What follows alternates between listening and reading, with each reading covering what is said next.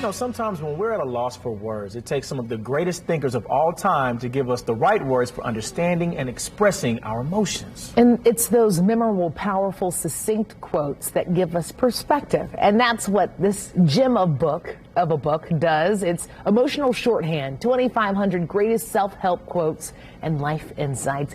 Its author is D. Earl Johnston, writer, researcher, public speaker, and legal scholar. Earl joins us live now to share a little bit some of these insights. Okay, so Earl, this is fantastic because so many people just don't know what to say. Tell us a little bit about why you decided to compile up all of these quotes. Thanks. Great to be with you, Alexis and Randall. This is a mistake, like a lot of pretty good ideas. I was helping my then high school daughter prepare for college. I asked her at dinner a series of prepared questions about world events and math and whatnot. She turned the table on me. She said, "Dad, I don't want to talk about that. I want to talk about emotions." And it was pretty clear I didn't know much about emotions. So we dug into it. 4 years later, 2,500 quotes from 1,000 different sources over 3,000 years. We agreed, my daughter and I, that when it comes to emotions, dictionaries are not always the best way to find out about an emotion. Better to learn from somebody who's actually experienced them. So the thought is to assemble the best quotes of all time from the wisest people of all time. And a good quote clarifies life. It takes a complex thought and makes it simple. And we're happier when we hear a good quote. So that's the origin of the book. Wow. Earl, the fact that you heard your teenage daughter say, "I want to talk about my emotions," and you dove in, the bravery. I just got to clap for that right I know, there. right? Come on, girl, I Dad. have plenty to learn. Yeah. So you've selected a couple of quotes from the book that help us find a greater peace of mind. Could you share those with us? I can. So I picked 3 out of the 2,500. The 3 are anger, fear, and grief. Depending upon how an event develops, they can be linked, as you know. The first one is from 2,000 years ago. A slave from Western Turkey who was also not only born a slave, but was injured by and crippled by a slave owner, ended up overcoming that, became a Stoic philosopher so well known that he was invited to Rome and granted his freedom. So keep in mind that this is a slave talking about anger. And the quote is, "Any person capable of angering you becomes your master." Ooh, my goodness. What a beautiful thought. Yes. And for somebody who lived a pretty rough life. Yeah. Absolutely. And to think, I mean, we spend so much time with people at work, people outside of work. People say things that anger us all the time. This is amazing. Okay, so we have another one. And you get drawn into anger. So, you know, if a situation even worsens, the next step would likely be fear. So this is a quote from Mahatma Gandhi.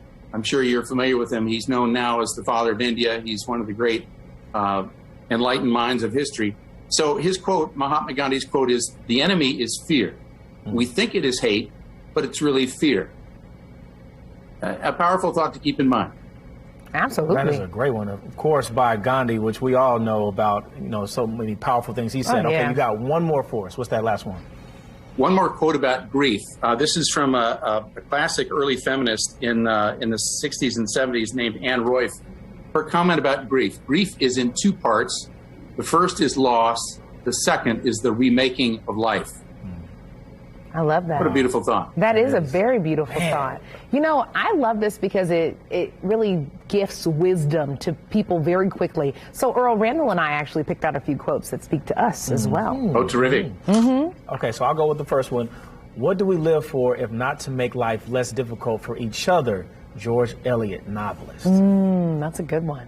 That's a good Let one. me add something. George Eliot was actually, Randall, a pen name. It's a woman, wrote in the 1800s. Her real name was Marianne Evans, but at the time women were not allowed, or at least she felt not. Wow. So George Eliot's actually a woman. I love that. Insane. And you go, girl.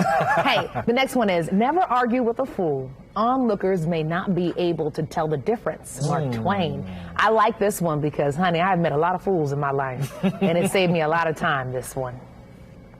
Well, Mark Twain is one of the best ever. He also wrote in the 1800s, uncommon gift for taking complex subjects and making them funny. Yeah. Absolutely. Definitely. Oh, and there's another bonus. If I were two-faced, I would be wearing this one. Abraham Lincoln. I like that. That's a good one. Lincoln also had an amazing gift for humor. Yes. And then we have one more. Whatever you do, always give 100%, unless you're donating blood. Bill Murray, actor. That is actually very good because we want you to still be here with us. Yes. Oh, man. Terrific comedian, Bill Murray. Oh, goodness. Oh, well, this man. is so good. I feel like we got to read more of your books so we can have more of We these. got to. I'm sure there are so many more quotes packed into this yeah. thing. Well, the book is Emotional Shorthand, 2,500 Greatest Self-Help Quotes and Life Insights. Earl, thank you so much again for joining us and sharing all your great insight. Thank you both so much for having me. Oh, yeah. Enjoy the book. Oh, we He will. might be my favorite Earl I've ever met. Yeah, Hey. hands down.